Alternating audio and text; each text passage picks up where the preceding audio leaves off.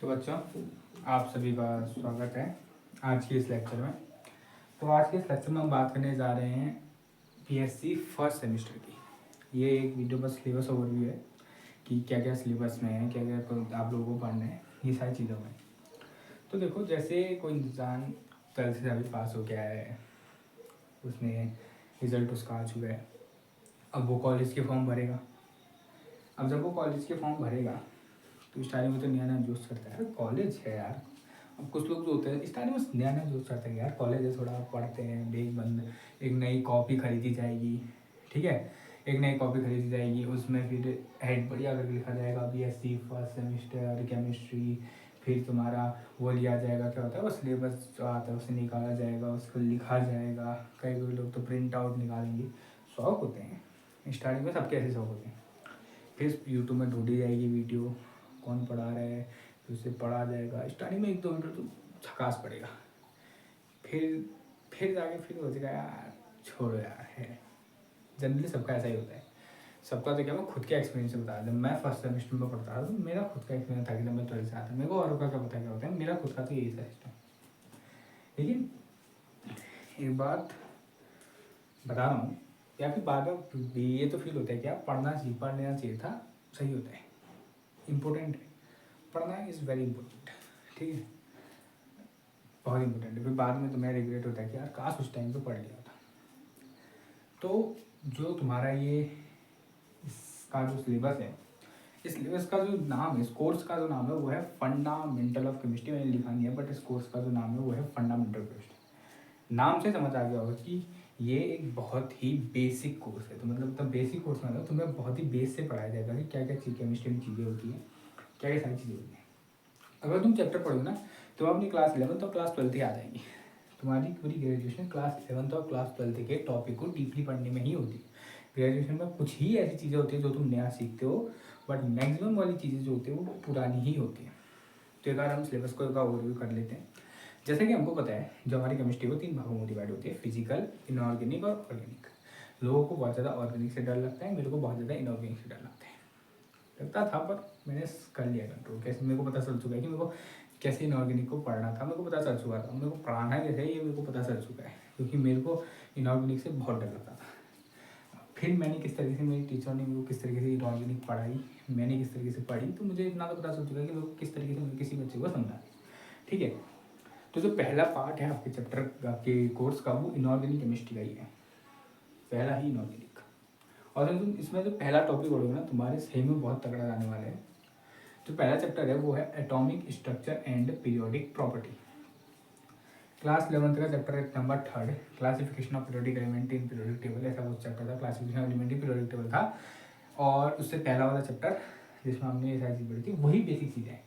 इसमें हम क्या पढ़ने वाले हैं, इसमें हम देखो स्टार्टिंग की चीज़ें तो थोड़ी नहीं आने वाली है, तुम्हारे डी ब्रॉगली प्रिंसिपल वाला।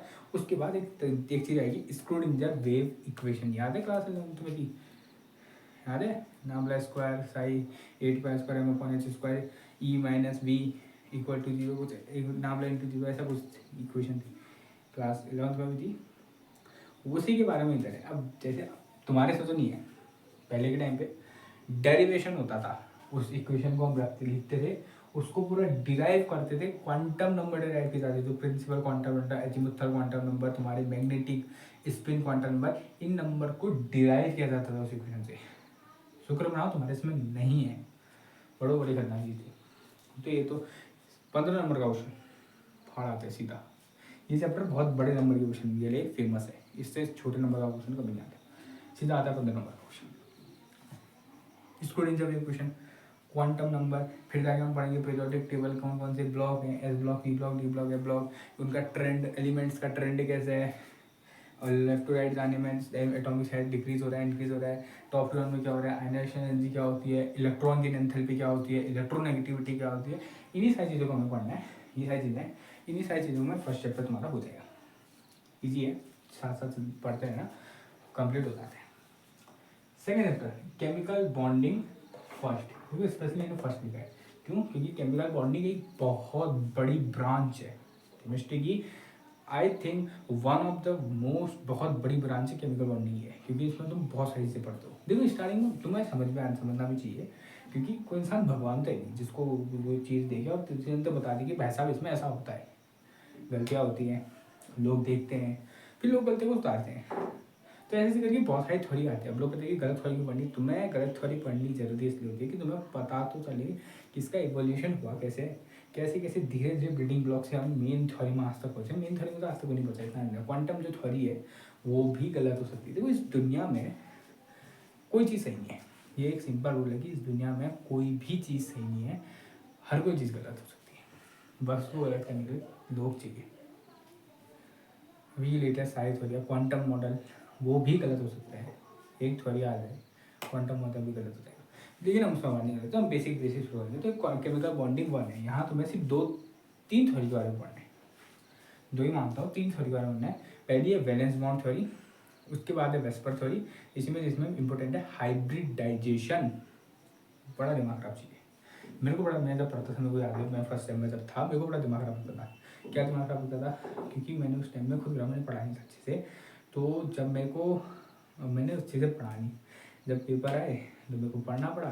तो जब मैं रटने की कोशिश कर रहा, अब रटने से चीज़ें नहीं होती है। तुमने क्या रटना पड़ा था, sp3 में ये होता है, sp3 में टेट्राहेड्रल होता है, और वो चीज़ चेंज भी हो जाती है। कब चेंज होती है? अगर sp3 इतना बॉन्ड पेयर, इतने लोन पेयर, ये बदल गया, तुम्हारा टी शेप आ गया, ये आ गया, पी स्क्वायर बाय पिरामिडल, तुम्हारी पेंटागोनल बाय पिरामिडल। बड़ा दिमाग, क्योंकि रट रहा था। मैं क्या कर रहा था, मैं रट रहा था क्योंकि मैंने समझा नहीं था कि उसे निकालते कैसे, उसे बनाते कैसे। मैंने ये चीज़ नहीं समझी थी। धीरे धीरे अगर तुम समझते हो ना चीज़ों को, तो तुम्हें पता होता है कि इसको निकालना कैसे, इसको ये क्यों कहा गया है, और ये जो चीज़ें हैं ना ये क्यों कही गई है। ये बड़ा इंपॉर्टेंट देगा अगले कुछ चैप्टर्स में, बेसिक। तो पहले 2 चैप्टर तो इसी में है, इसलिए इनऑर्गेनिक खत्म हो जाएगी। लोग सबसे ज़्यादा डरते हैं वो चीज़ आ रही है organic chemistry. I don't know लोग क्यों इतना डरते हैं, बस ये उतनी ज़्यादा भी कोई बवाल चीज़ नहीं है, ईजी चीज़ है। क्यों ईजी चीज़ है बता रहा हूँ, क्यों डरते हैं। डरने का मैं पूरा पर्सपेक्टिव बताता हूँ, डरते क्यों इंसान। क्लास 11th आता है, बंदा बोर्ड से निकला होता है।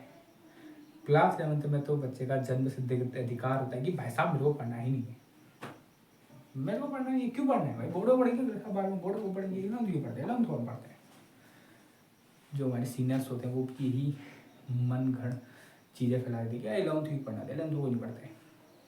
उसी 11th में केमिस्ट्री में लास्ट में छुपा चैप्टर आता है जिसका नाम होता है सम बेसिक कंसेप्ट, नहीं सम बेसिक तो पहले है, some basic principle and technique of organic chemistry आता है। वो चीज़ ना तुम्हें बताती है कि भाई साहब ऑर्गेनिक केमिस्ट्री कैसे होती है, कैसे उसमें रिएक्शन होती है, क्यों ये 2 चीज़ें एक साथ रिएक्शन करती है, क्यों इन दोनों में रिएक्शन नहीं हो सकती है, एक रिएक्शन होती कैसे है, ये सारी चीज़ें बताती हैं। अब मेरी बात सुनो, बच्चे ने पढ़ा नहीं, बच्चा आएगा सीधा 12th में सबसे ज़्यादा तुम खुद बताए वेटेज किसका है, ऑर्गेनिक का। 5 चैप्टर लास्ट के, एल्कोहल, फिनॉल, हेलोजन, उसके बाद एल्कोहल फिनॉल, उसके बाद तुम्हारा वो क्या है एल्डिहाइड कीटोन, सबसे खतरनाक चैप्टर, कार्बोक्सी, उसके बाद एमीन, उसके बाद बायोमोलिक्यूल। धड़ाधड़ तुम्हारी 300-400 रिएक्शन आ जाती है। अब वो लोग रटने की कोशिश करते हैं क्योंकि किसी को पता थोड़ी कि पैसा वो रिएक्शन हो कैसे रही है, ये तो पढ़ाई नहीं, तो कैसे होगा। तो मैं यही बात करना चाह रहा हूँ, जो बेसिक है ना वो बेसिक यहाँ भी है, मैकेनिज्म ऑफ ऑर्गेनिक रिएक्शन, कि कोई रिएक्शन हो कैसे रही है ये तुम्हें पता होना चाहिए, ये चीज़ तुम्हें पता होनी चाहिए, इसलिए ये चैप्टर बनाया गया है। तो मिनिमम कोई हो जो बीएससी ग्रेजुएशन कर रहा है वो 4 साल मिनिमम केमिस्ट्री पढ़ेगा।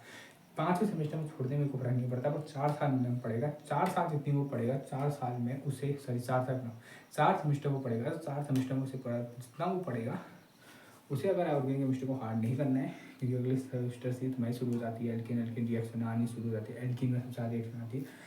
तो अगर उसे हार्ड नहीं करना है तो this chapter is very important, mechanism of organic reaction. कुछ चीज़ें पुरानी रहेगी, कार्बोनाइन क्रिटिकल पॉइंट की, कुछ चीज़ें नई भी आएगी, कार्बिन, नाइट्रीन, बेंजाइन, तो ऐसी चीज़ें बदलती रहेगी। टाइप्स ऑफ रिएक्शन, तुम्हारे अरेंजमेंट, रीअरेंज रिएक्शन, तुम्हारा क्या है तो उसे सब्स्टिट्यूशन, एडिशन, एलिमिनेशन, ब्ला ब्ला चीज़ें, तो बड़ा इंपॉर्टेंट चैप्टर है। स्टीरियोकेमिस्ट्री सबसे इम्पोर्टेंट। कोई बंदा अगर केमिस्ट्री, कोई बंदा चाह रहा है कि यार मैं केमिस्ट्री में फ्यूचर में, मैं कहूँगा कि इस चैप्टर से ये चैप्टर को कभी मत छोड़ना, स्टीरियोकेमिस्ट्री। स्टीरियोकेमिस्ट्री सबसे इम्पोर्टेंट चैप्टर है। तुमने सारी चीज़ें क्लास 11 में पढ़ रखी है पर तुम्हें पता नहीं है। मैं खुद बता रहा हूँ, मैं मेरा जब सेकंड सेमेस्टर में था, सेकंड सेमेस्टर में एक थ्योरी आई थी, मॉलिक्यूलर ऑर्बिटल थ्योरी। मेरे को लगता था कि वैसा भी तो नहीं थ्योरी है, ये तो हम ग्रेजुएशन में पढ़े, हमने आज तक नहीं पढ़ी है, मेरे को याद नहीं था।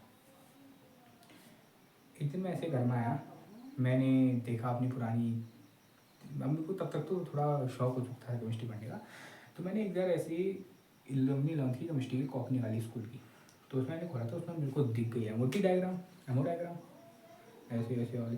मैंने कहा महंगा, ये तो मैंने पढ़ा है और मेरे को याद नहीं है।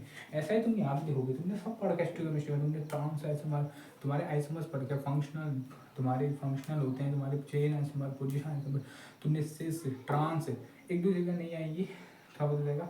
तुमने sea horse projection, staggered projection, ये न्यूमान प्रोजेक्शन, ये सारी चीज़ें पढ़ रखी है, बट यही चीज़ें नहीं है। मेरे को भी याद नहीं था मैंने पढ़ा है, मेरे को भी जब बाद में देखा मेरे को तब याद है, मैंने सारे नोट ये पढ़ा है, मेरे को अब तक याद ही नहीं है, क्योंकि मैं भी एवरेज स्टूडेंट था। मैं ऐसा नहीं कि मैं टॉपर टाइप का स्टूडेंट हूँ, मैं एवरेज स्टूडेंट हूँ। मेरे को पता है कि मेरे को कितना है, तो मेरे को समझाना आता है कि वैसा कि एवरेज स्टूडेंट को अगर केमिस्ट्री रिलेटेड इंटरेस्ट जगाना है तो उसे कैसे जगाना है, कैसे मेरे टीचर ने मेरे लिए जगाया, कैसे मैं तब आने वाले बच्चों के लिए जगाऊँगा। वेरी इंपॉर्टेंट, बड़ा सही चैप्टर। इतने में ऑर्गेनिक केमिस्ट्री आता है। फिर आती है भाई साहब फिजिकल केमिस्ट्री। लोग इनऑर्गेनिक से डरते हैं, लोग ऑर्गेनिक से डरते हैं। ये जो तीसरी है ना, ये फिजिकल, ये सही बता रहा हूँ, ये है पीठ में खंजर बोलने वाली चीज़। लोग इसको भाव नहीं देते हैं, क्योंकि तुमने क्लास 11 में तुम्हारी ऑर्गेनिक केमिस्ट्री है ही नहीं। जैसे क्लास 12 में क्या ऑर्गेनिक सॉरी क्या फिजिकल केमिस्ट्री है, सॉल्यूशन चैप्टर, इलेक्ट्रोकेम, केमिकल काइनेटिक्स, क्या था ये चैप्टर थे कुछ। सबसे सबका फेवरेट देखो, हाँ मान लेता हूँ सबका फेवरेट यहाँ पे केमिकल काइनेटिक्स होगा, बड़ा सा चैप्टर था, बड़ा मज़ा भी आता था। और मेरे इस सबसे अनोइंग चैप्टर फिजिकल का इलेक्ट्रोकेमिस्ट्री, मैं खुद कह रहा हूँ बड़ा बेकार चैप्टर। मेरी इसी चैप्टर की वजह से मेरे 100 आउट ऑफ 100 नहीं आ पाए थे। तो ये तुम कहोगे कि यार कह रहे थे एवरेज स्टूडेंट को 100 में 100 ला रहे हो, वो अपने टाइम की बात है, छोड़ो। इलेक्ट्रोकेमिस्ट्री अनोइंग चैप्टर है, बट तुम्हारी बहुत सारे चैप्टर छूट चुके हैं। अगर तुम्हारे किसी के पास पुरानी कॉपी होगी या किसी के पास सुना होगा, मतलब पुरानी जो बुक्स होती है उन होगी, तो उसे पता होगा कि भाई पहला चैप्टर बता था सॉलिड स्टेट, यही है वो। अगर तुमने वहाँ नहीं पढ़ा है तो यहाँ को भी पढ़ना पड़ेगा। एक और केमिस्ट्री आती है सरफेस केमिस्ट्री, वो भी नहीं थी, तुमने कुछ नहीं पढ़ा है तो उसको तो भूल जाओ। तो यहाँ पे कुछ चीज़ें ऐसी आने वाली है जो तुम नई चीज़ समझोगी, ज़्यादा कुछ नहीं है। गैसेस में तुम्हें one over force of attraction पढ़ा है, तुम्हें पता है क्या होता है। और तुम्हें हाइड्रोजन बॉन्ड, लिक्विड में हाइड्रोजन बॉन्ड पढ़ना है, ये दो मेन है इसमें, गैसेस और लिक्विड में हाइड्रोजन बॉन्ड और one over force of attraction, और भी बहुत सारी चीज़ें हैं। सॉलिड और कोलोइडल में तुम्हें ये तुमने नाम से सुन होंगे, कोलोइडल स्टेट, ये पढ़ोगे क्योंकि तुमने ये नहीं पढ़ा है क्लास, तुम्हारे पास क्या था क्लास 12 में चैप्टर नहीं था ट्रीट उस पर, तुम्हें ये थोड़ा नया लग रहा होगा। ऊपर की तरह सेव रहेगी, ये थोड़ी नहीं है, आराम से हो जाएगी, ज़्यादा हार्ड नहीं है, ईजी चैप्टर है, आराम से हो जाएगा। तो ये है तुम्हारा ओवरऑल केमिस्ट्री। लेक्चर्स आने शुरू हो जाएंगे बहुत जल्द। मैं करूँगा atomic structure and periodic property, साथ ही साथ मैं ये और ये मैं शुरू तीनों एक साथ करूँगा। अगर किसी को कुछ पहले पढ़ने तो मैं तीनों के फर्स्ट चैप्टर को शुरू करना शुरू कर दूँगा जल्दी से। और इसके नोट्स भी मैं अपने टेलीग्राम चैनल पर अपलोड कर दूँगा, वहाँ से आप ले सकते हो। पर नोट्स एक बात बहुत फेमस है कि नोट्स खुद बनाने चाहिए, क्योंकि हमारे सर कहते थे कोई बात हम बात करेंगे तो नोट्स जो हैं वो अपलोड कर देंगे, लेकिन खुद के भी नोट्स बनाने चाहिए। तो मिलते हैं नेक्स्ट लेक्चर पे। और आखिरी में अपने सर की एक बात नोट्स में ही, कि नोट्स खुद के ही अच्छे लगते हैं, क्योंकि पॉइंट सिंपल ये है कि दूसरों के नोट्स और दूसरों की गर्लफ्रेंड खाली देखने में अच्छी लगती है, होती नहीं है। Goodbye and Tata.